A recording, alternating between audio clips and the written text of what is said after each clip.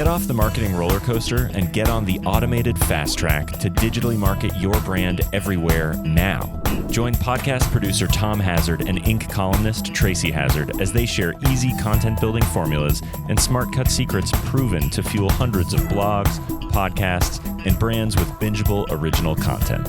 Join the conversation on how to get your message out to the world. Be original. Be heard. Promote with power and purpose. Feed your brand. Hey everyone, welcome to Feed Your Brand. I'm Tom Hazzard, along with my co-host and better half, Tracy Hazzard.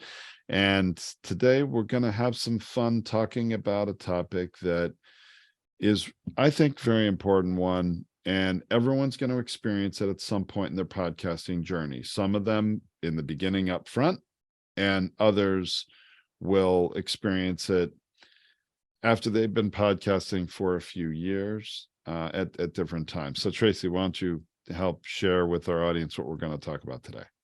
Yeah. So today we're talking about removing your podcast creative blocks to help get your show in the flow, right? And so sometimes that is at the beginning, you need to get into that flow of things.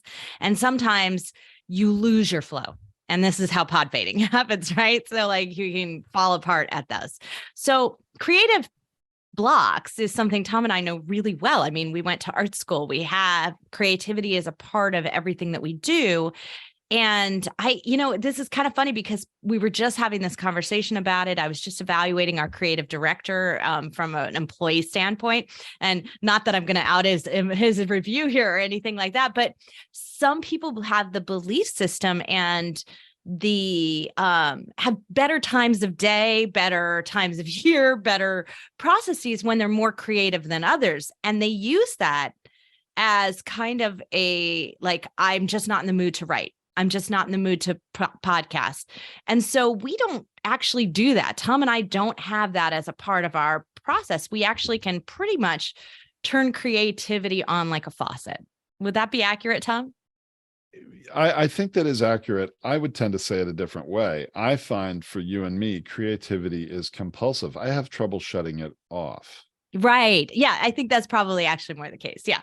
We're always on from a creativity standpoint. That's always moving behind the scenes and kind of happening, but we can't turn the flow on faster. You definitely can. And there are times, look, I'm not trying to say we are, prolific in this way in terms of creativity. No, we come up with blocks too. In fact, it's kind of ironic that normally we plan these topics for our episodes out at least a week or more in advance. And so our social media team can do some prep. And a little bit of peek behind the curtain for those of you listening to this episode or watching the video is that we didn't prepare this one very far ahead of time. We had a little bit of a block coming. All right, what are we going to talk about this week, right? We didn't have that depth out there. And so I think it's kind of funny that we're talking about creative blocks after we had a minor one. It didn't take very long. I mean, what was it? A day maybe and in terms of total time put into it, what, an hour or two maybe of a block, and that was it. Well, I'm going to say that there wasn't a block. There was a failure in work habits. And so I think that this is something that goes around everything. So while we're really going to talk about the 3 top blocks that Tom and I see pretty consistently, the most common ones, the reality is that if you don't get your work or your personal habits aligned, or they're just not working for you, it complicates everything. So I was trying to stay out of it, right? Like normally I push this process through for you, for the team, for everything, and keep this on schedule. But I had such a busy last couple of months that I thought I'm going to take a step back and see if I can get the team to take it over. And the reality is they got themselves all behind. And part of it was that they got behind trying to get input from you as well. So they don't push you as much as I do. Like I'm like, Tom, sit down. We're going to brainstorm the topics and I make it happen. And maybe the team just doesn't feel as comfortable with that kind of pushing their boss, right? And so we need to get them more comfortable that when they're responsible for delivering something and you're the holdup, that they got to make it happen. Well, and I guess in all fairness, I want to say the team reached out to me and individuals on the team reached out to me and say, hey, what are you thinking are some upcoming good topics? And I've been so darn busy. I just one of the things that about creative blocks and being creative in general is that while I think creativity, you and I have trouble turning it off most of the time, I think that's true. But there's also something to be said for, and especially when you're a business manager managing creative people, if you have an expectation that, damn it, employee, you're going to sit down at your desk and be creative because I'm paying you to, and you're just going to do it. And that's the worst thing you can do for someone that has a job that's in a creative field. You cannot just turn it on like a faucet. So that happened to me a little bit as I was thinking through, well, yeah, we could talk about this, we could talk about that. But I, just being so busy, being forced to sit down, come up with a topic. Yeah, that didn't work too well for me this week. Well, and I also think that part of it is that if you get yourself into this place where you're not collaborating and it's all on you, that can be harder. So Tom and I have the benefit of having each other. So when one isn't quite as creative as or engaged in at the moment, flow of it, in the maybe. flow of it, right? Mm-hmm. That's why I talked about this as removing this so that you can get into the flow, right? Removing these creative blocks. But the idea is that the other can spur that on. And so creativity works really well when you have that collaborative environment, when you have a brainstorming, think about it like that. So this is really where I want to say that those of you who have a team and expects your team to do all the hard work, and you're not involved in the process, this can be a recipe for failure. And also then what happens when your team member gets sick? What happens when this is how you also get behind. So you do have to participate in the process. And that's critically important here. And that's, I think, what happened for us here. So your work and personal habits have to work together to make this happen. So that means that you might need to put in a routine, a system, and maybe you also need to build in, for some of you, spontaneity into the process. Like, I honestly, for a creative person, I don't like spontaneity. I need a schedule because so much of our systems around it rely on that schedule of it. So while I do want to have the spontaneity of brainstorming it, that time for the spontaneity is actually scheduled in our program. So I know that sounds counterintuitive to some of you, but some of you require that structure. So if you do require it, make it happen. If you don't, you've got to leave open space.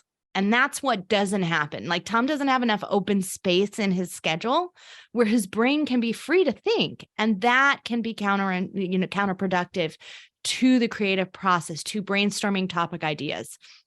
Whatever that might be, you're not leaving space for that. So you may need to actually schedule in open space in order to allow spontaneity to occur. I agree with you 100% on that. And I experienced this recently with our creative director, who I needed to come up with copy for a web page. And I just needed to give him the time and space to do it.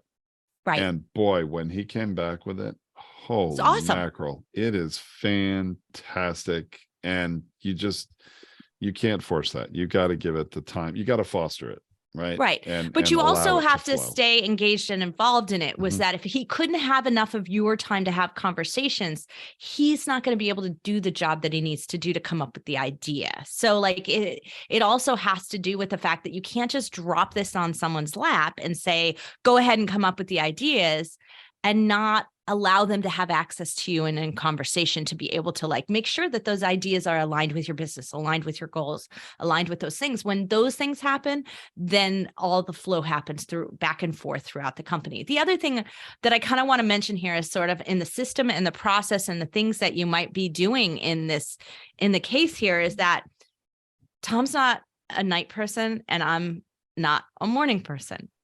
So we had to structure, there's a reason why this call is in the middle of the day, right? Like, we had to come up with a space that worked for both of us to be able to participate in it at our best, right? That is so true. That has to happen for you as well. If you're thinking that like, well, you're not a night person and then you're finally getting to your podcast on your list to recording it and it's at night, it's just not going to happen. This is why we didn't end up with a podcast that was pre-recorded for last week, was because we got so busy and our days got so packed that the only time left was at the very end of the day. And I just cannot make on podcast at that time. Can't do it. No matter how hard I could have sat down, and I almost did it. I had some stuff in the oven. I was baking pumpkin cheesecake for Thanksgiving, and I could have, it takes like an hour to cook. I could have sat down at this computer and just absolutely banged out the episode alone, but it wouldn't have worked because that's not the right spirit of the episode we wanted to record last week. And to do it by excluding Tom wouldn't work. The one we intended to pre-record and live stream. Is that what you're saying? Yeah, we wanted to see what it was like. And we couldn't find the right time of day for us both to do it. So that experiment never happened. We ended up just going live that day.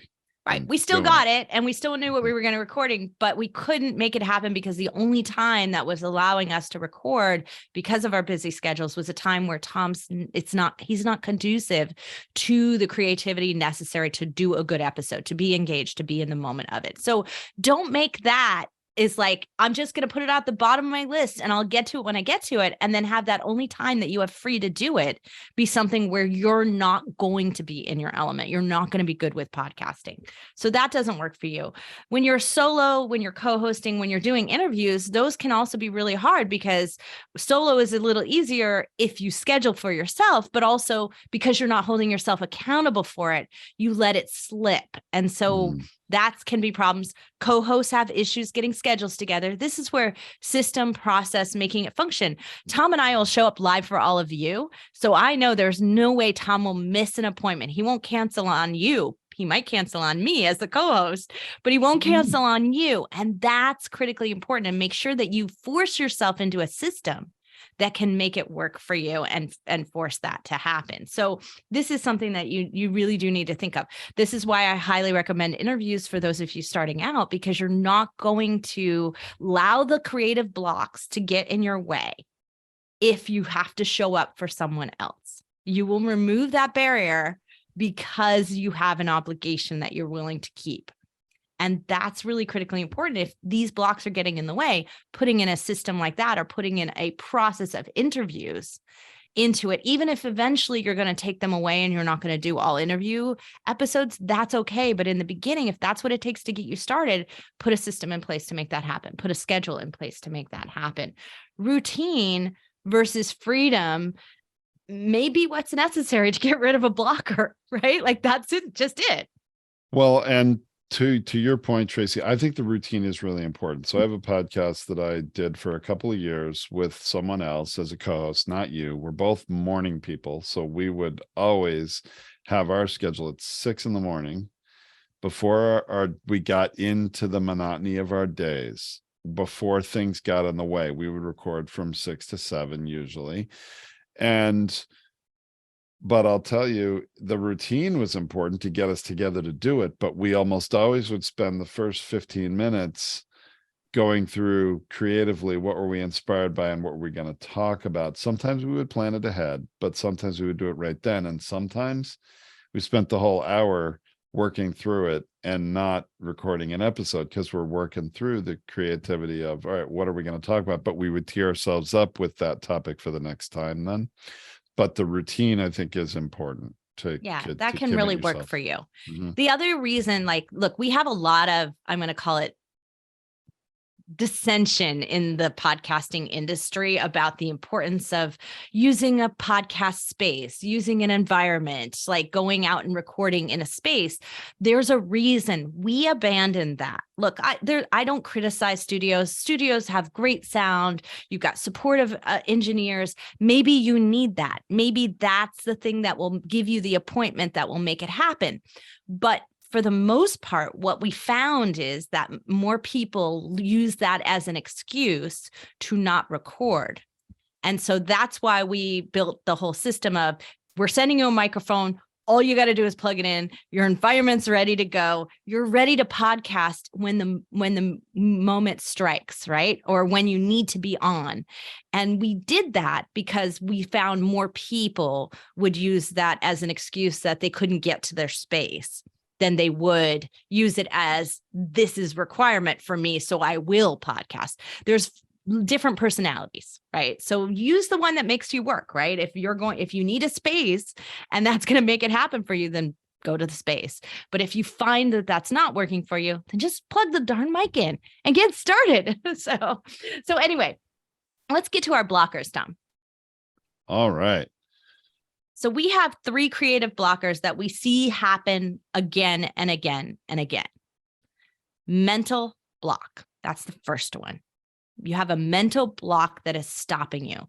Usually it's overthinking and overanalyzing, perfectionism gets into this mental block area. That's kind of perfectionism, while it has an emotional component as well, but the mental side of it must be perfect. So I have a mental block on publishing a book.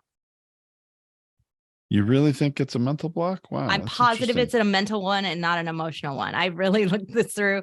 I've had a lot of publication therapy with my friend Juliette Clark, one of the best publishers ever, right? And part of it is that there tends to be a lot of overthinking for those of you who are hefty podcast listeners.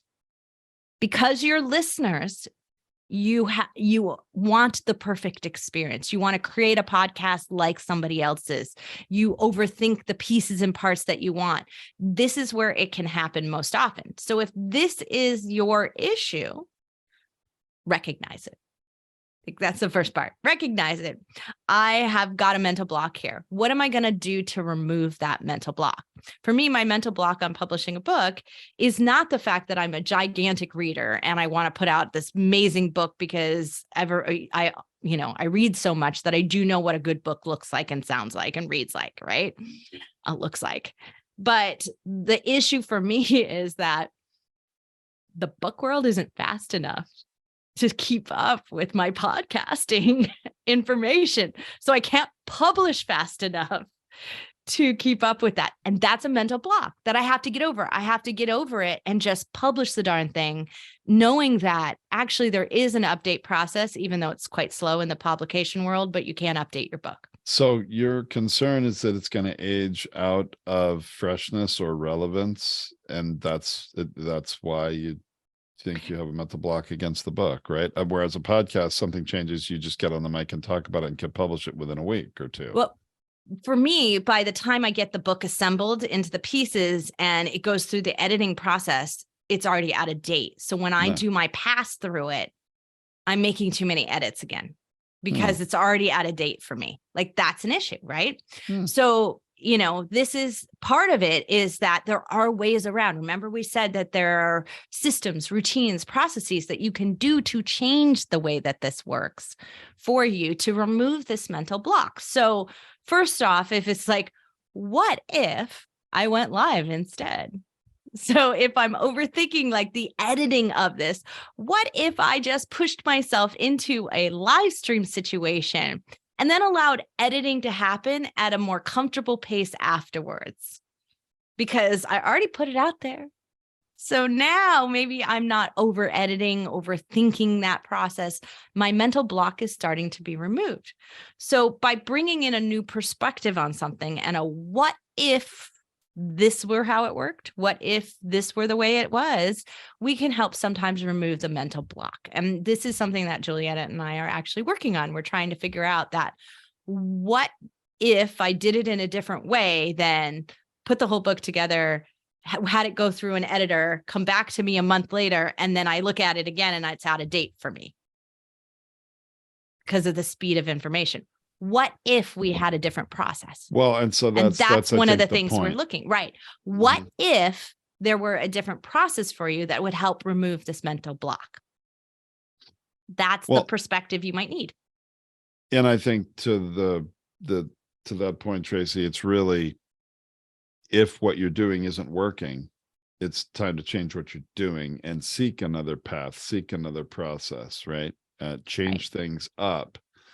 When you think about it, if you're stuck, staying there isn't going to make it any better.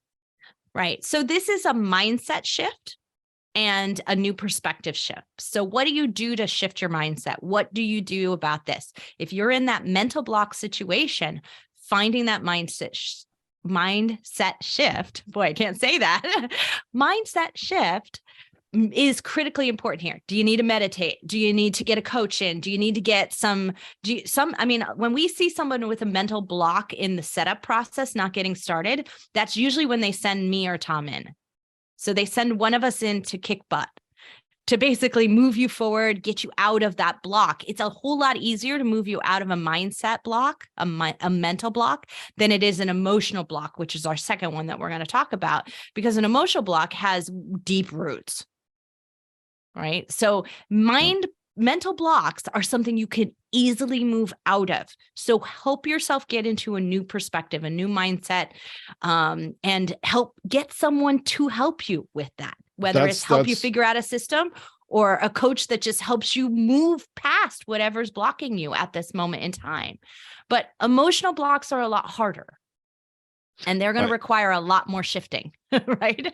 I agree. Yeah. A mental block. What I was going to add to that, which you did say to an extent, is that you can get outside help to move you past a mental block. You can absolutely do that. Seek help. It could be a sibling. It could be a parent. It could be a friend. It could be a colleague. Probably in some ways, any of those would work.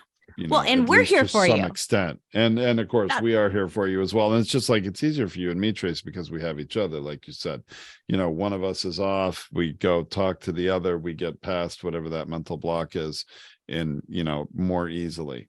Well, in keeping with our episode from last week, the harmony of us is that when one's up, one's down, right? Like, so you can do that. So get some help in this way. Show up on our coaching calls here every single week. Show up in the live stream, ask questions, get yourself unstuck from this. This is where we love to put people in the hot seat and help you move through some mental block on something. Well, this is an easier one. Let's talk about the emotional block, because that one is very hard. I mean, I think people get to points in their lives when there are things that emotionally get in the way.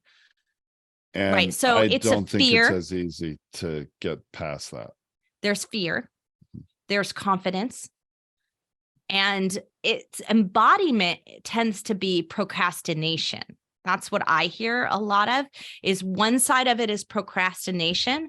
Another side of it can be lashing out and anger. And so like we see a lot of that happen. And then the last version of it is total retreat. So when we see someone go from just slowing down, procrastinating, there's usually an underlying emotional barrier in there that's affecting things. Now, sometimes people get busy. That's number 3. We'll talk about overwhelm and busyness and things like that. But and when it's emotional, that procrastination eventually leads to a total shutdown where they retreat and they don't want to talk about it because they don't want to have to face what's blocking them, the emotional barrier that's blocking them from doing that. Without outing this client, we had a client who was dealing with a whole lot of emotions that had bubbled up for her from various things that were happening in her personal life that actually caused the emotional barrier to her questioning whether or not she had a right to have her voice heard.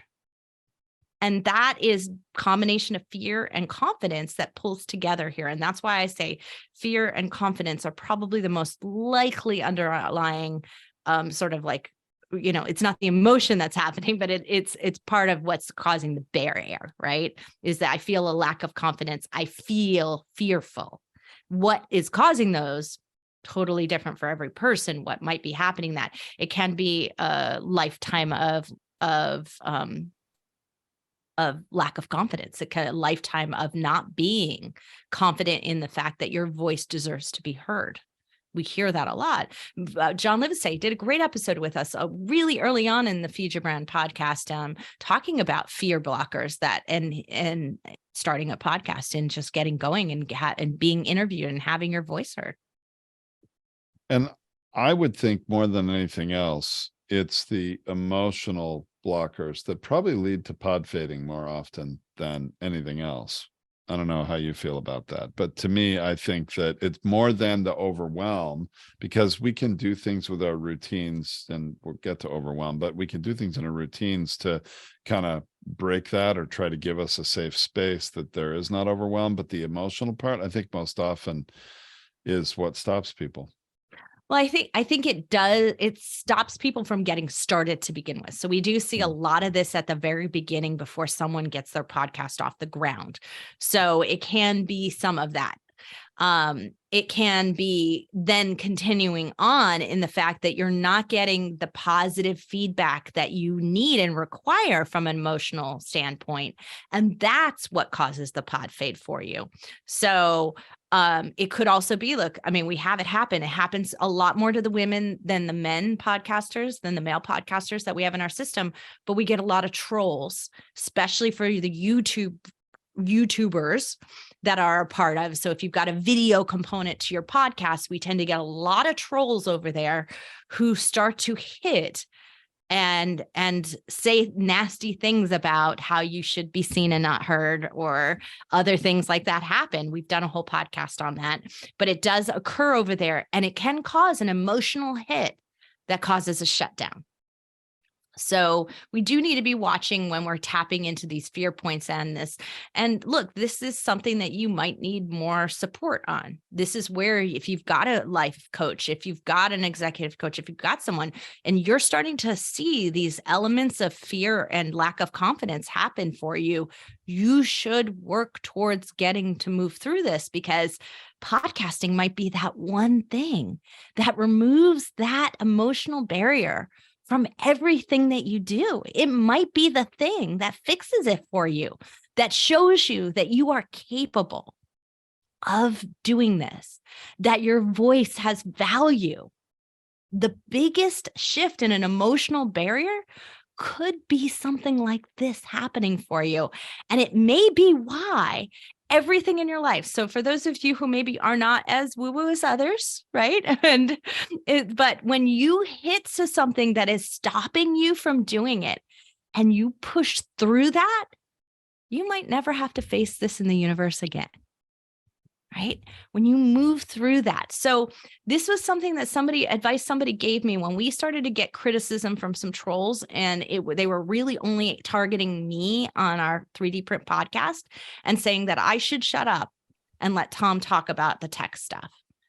And when I moved through that and said, that person's attack on me is not personal to me, because the value that I bring to our podcast and the value of what the perspective that I bring to making sure that people aren't tech talk to and it's over their head, that perspective that I bring and the ability to do that in the process is tremendously valuable and is what's unique about our podcast.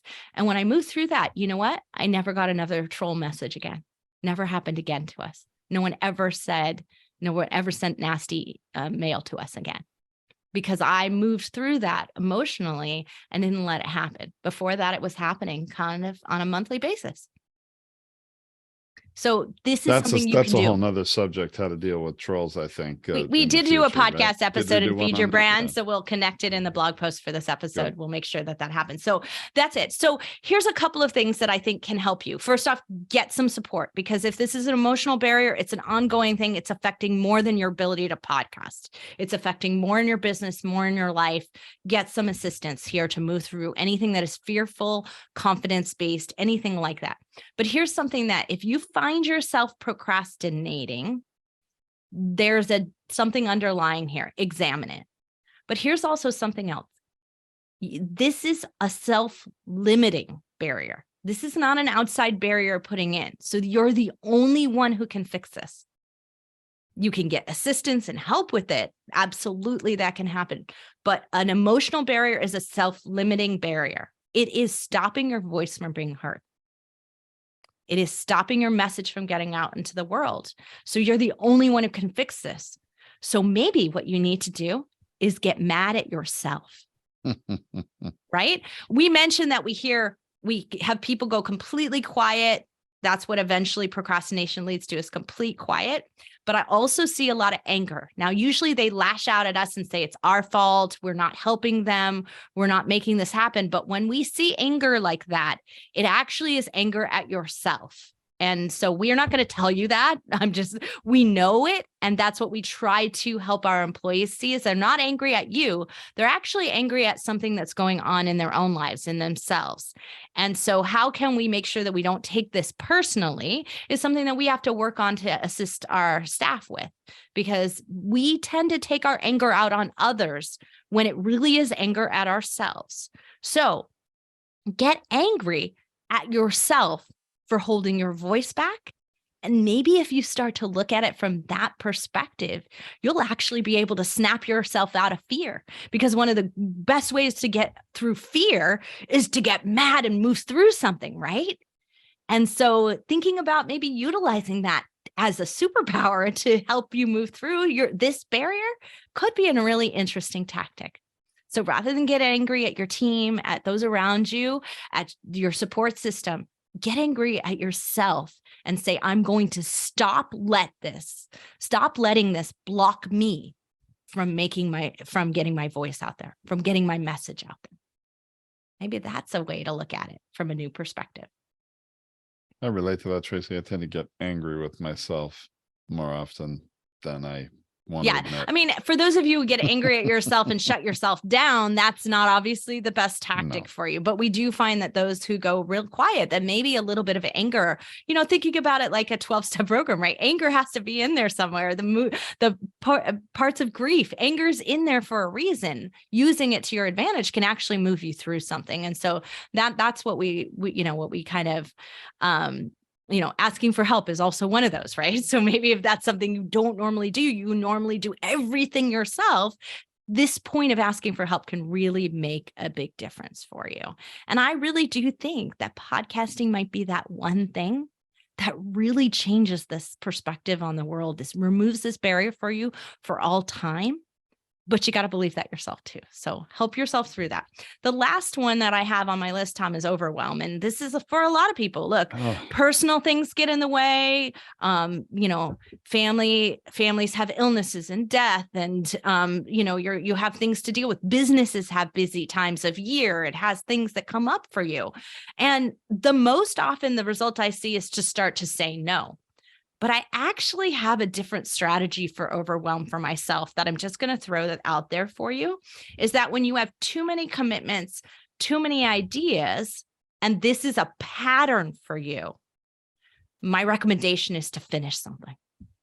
That what I found is when I do something and I finish it, I've actually shifted everything, and the level of overwhelm drops. Even though I maybe only took one thing off my plate, it drops tenfold. Like I have a significant drop in overwhelm feelings because the magnitude of overwhelm, you stack one thing, and then you tip over that tipping point to where you feel that overwhelm. Well, once when you remove something, it drops just as dramatically as it did when you were loading stuff on. And so that could actually shift you in a tremendous way. So by actually executing something, and by letting go of some of that perfectionist or all the things that needed to be perfect to make this happen, and just moving through it to get it going, that execution of something can make a tremendous difference. By starting something, I now can assign it to someone. Right? If that one thing that I needed to do, if I just do that, now I can hand it off to a team. I can have an assistant support. I can actually take a lot more off my plate than I think I can by moving something through, rather than saying no, because I find that sometimes saying no that isn't actually removing it off your list. You put it on that second page of the list where you're just like, I'll get to it later, but mentally you still got it there and it's still overwhelming you.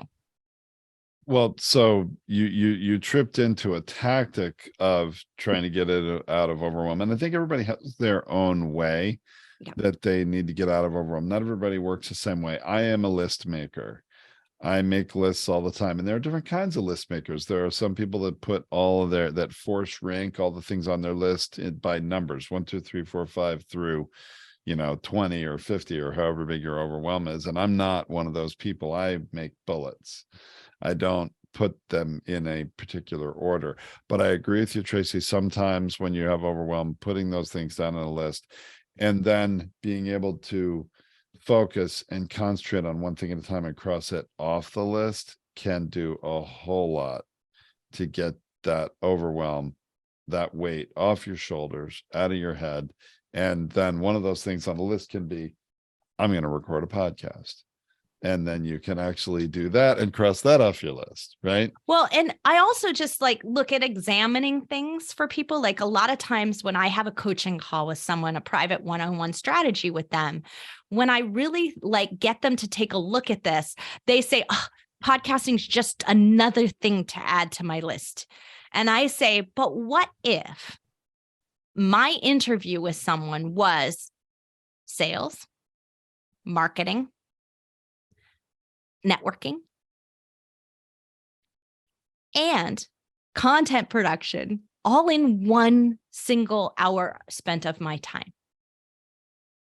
Does that change your perspective on what you've accomplished?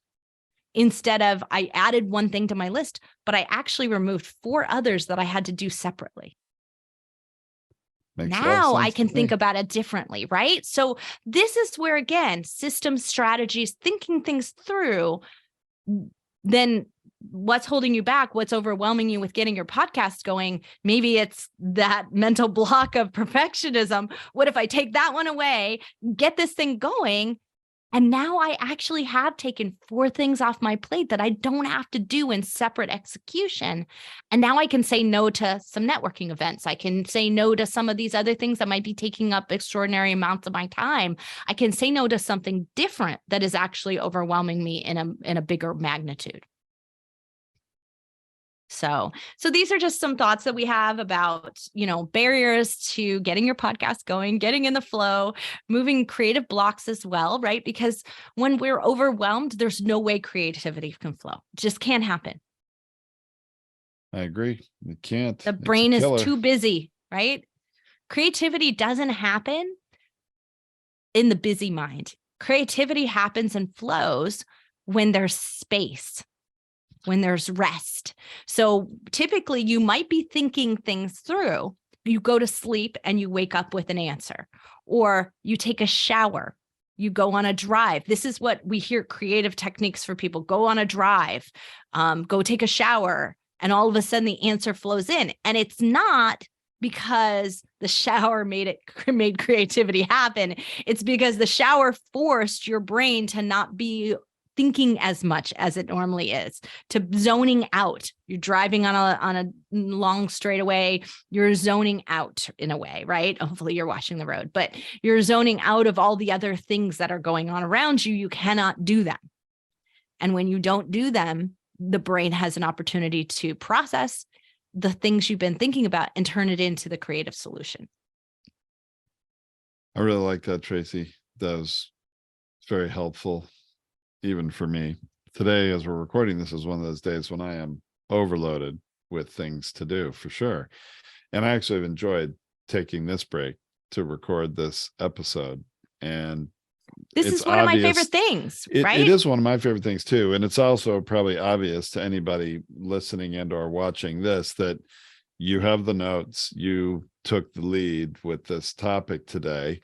And I am your sidekick more than anything, and contributing as I can, but I didn't have the time to, prepare for this one. And that's unfortunate, but still I enjoy showing up and participating. And it's, I sort of, feel pretty good after doing it. So I think it's sort of maybe a good example. Of course, right. I have to get back. It frees your mind, right? It frees your mind. It refreshes you. It can get you back into the excitement of something, the groove of things. And I really love doing it. I love doing it, and I love being prepared. And there are some days where you're not here and I'm doing it alone, and vice versa. And I'm better prepared for those. And I, that's probably a little more enjoyable when I'm, more prepared for that. Or when I record one at 6 a.m, when it's really my time of day.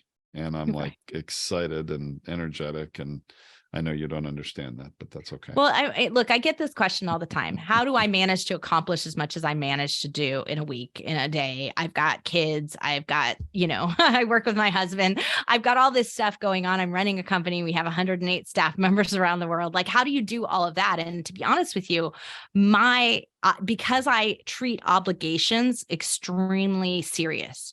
So if I've got a phone call scheduled, if I've got I'm scheduled with you to show up here to coach you, there is very few things that will take me out of my ability to show up on that. And it also forces me to make the time to prepare, because I don't show up to something unprepared. It's not who I am. So yesterday we did our advanced social media workshop, and I didn't have a ton of time to prepare as much as I wanted to, but I did take an hour and a half earlier in the day to prepare all the slides, make sure it was everything that I wanted to, but it didn't mean I hadn't been thinking about it. And I was able to just assemble that and knock that out quickly because I was going to show up on that call and make sure it was done. That's a difference. Like, I force myself into a live situation, into an appointment, to do these things, because then I will execute. It will be off my plate, and we will have what we need as a company from a content standpoint, from a marketing standpoint, from information standpoint. I will also maybe have, in this sense, process through and thought, how am I going to help all of you get past this setup stage, right? How am I going to get you to get your show started? What do I need to bring to you to make that happen? Well, now I have a formula. I just was forced to think this through, and now I have a map that I can give to my team to help them. I have sound bites that they can pull from here to share, to inspire someone. Like, we got what we need to also continue to do more with that, because I took the time to make that happen. So this is what works for me, but hopefully you'll find something that works for you. And I remember you said, unusually so for you, ahead of that workshop, you were not as prepared as you usually are ahead of time. I mean, in terms of preparing everything. And I'll tell you, you definitely pulled it off and showed up and did a great job, because I've already gotten feedback from some of the people that attended saying, wow, that was really valuable and useful, and they really appreciated it. They gave me feedback on, I mean, obviously it wasn't me, it was you, but in communicating with me, that's great. Customers that showed up and were part of it, like, wow, that was fantastic. And then, we're talking about whatever else we need to talk about. So, but that's right. something that I think just right there, that's really freeing. Look, and it's not like I don't care to have good feedback, but it's not a necessity for me from an emotional standpoint. I don't require feedback immediate. I don't need immediate gratification for anything. It's just my personality. I'm lucky to have had that as a core part of who I am, that it's not required for me to feel good about what I did. I'm comfortable I put it out there. I know it's going to have the ripples that it needs eventually. I'm confident in that. When it does come back and I hear it, I think, oh, good. It did what I thought it was supposed to do. Mm-hmm. Okay, great. Now I'll do more of that, right? Like, it's a positive reinforcement that's needed. But because I don't expect it or need it immediately, I won't overreact to the fact that 5 people showed up on a call and not 50, right? It will never bother me, because I know the 50 people will eventually get it. It just takes time. Podcasting is like that. And that's part of the problem for some of the people who require an immediate gratification. I need to see my stats spike. I need to see everybody love my podcast and rave about it. I need to hit the top of the charts. Those vanity metrics are not the best indicator of a good podcast. And that's where it can really fall apart. And we see a lot more pod faders because of that. But if you can be patient. Tracy. All right. Well, I think that's a great place to wrap the episode. You said it so well there. And wonderful. All right. Well, hey, everyone, thank you for listening. Hope you got some great value out of this episode. We'll be back next time with another great topic. Until then, it's been Tom and Tracy Hazzard on Feed Your Brand.